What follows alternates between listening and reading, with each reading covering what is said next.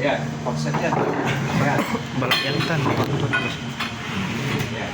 Kaya lang, hindi siya pasok. Okay. Ayan, medyo makikita ng asesor bakit nakakama ito. Prenesa yan, kasi dito ang clamp. Pag cleanan mo yan, anong mangyayari dyan? Kasi siya. Okay, ipipilit mo yan. Tuturunin mo rin yan dun, no? Sir, ayos na yan, sir! Kaya yung sarili nyo kasi pag nasa trabaho naman kayo, lalo na pagbahay ng ginagawa nyo, di ba? Precise, accurate. Okay, ganun ang gagawin natin. So, eto, straight na straight, yun. Ganun ang gagawin nyo. Isa. So, yung isa, pwede nyong gawin habang ginagawa nyo, pa-video nyo, tapos post nyo lang sa Facebook na. Para ma-market natin yung school, makatulong tayo sa school. Okay, so yung offset ko, paano? Again, siyempre, straight yung tubo. Kumari, straight yan, dire-diretso. Diba? Okay, so asan yung blender natin? Yan!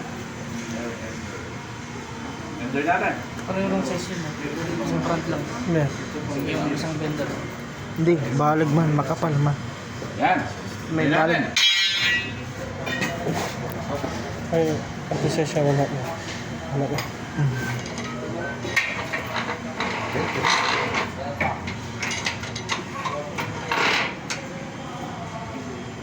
Yan, si Alin na marunong magputol ulit. Subukan sir. Yan. Ganun din, napuputulin nyo doon sa may offset yung straight. Straight na to, di pwede na yan. Yan. Dapat yung offset ko na. Ito ang gagamitin ko is para, kasi sa assessment, wala kayong ganito hindi ganito. Ganun na ganun.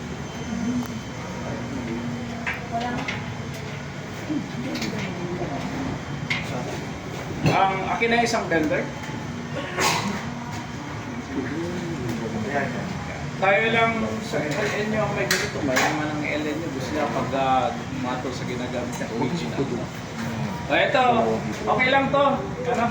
Murang-mura lang to. Nasa 1.8 lang to or less than 2,000. Ito, talagang ewan ko, mga 8,000 na yata. Sir, brand lang yung pinagkaiba nila. No, rigid is US at saka iba yung metal ng composition.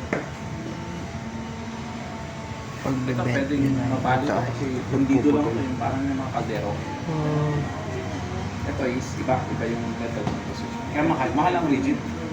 Iba yung materials ng mga rigid. Yung rigid are US.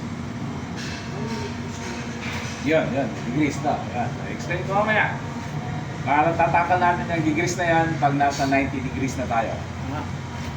Wag muna. Gusto kong matutunan eh. Huwag muna ngayon kasi pag ngayon na ma'am, bukas di na kayo papasok. Alam nyo na. Di ba? Nangungontrata na sir. Oo, makukontrata na kayo. Oo, pang-apat, pang-limang araw pa lang na. O, yun. Dalawa. Talaga ganito. Pasado na sir. Extra mo na yan. Rimar. Tuloy mo. Straight. Yan, lagyan na yan. Okay. Wag na. Yan muna. Excited na sir. Na-excite. Yeah. Okay, na-excite ka na. Ayaw pasaway. Para kuan magawa lahat. Ganun. Ang problema lang yung tools kung meron kang panggagamit na. Pwede na yan. Talon na yan. Nakakasugat na. Yan. Okay. So, yung set ko, kunwari, ito, straight na straight siya, no? Straight na straight. Okay. So,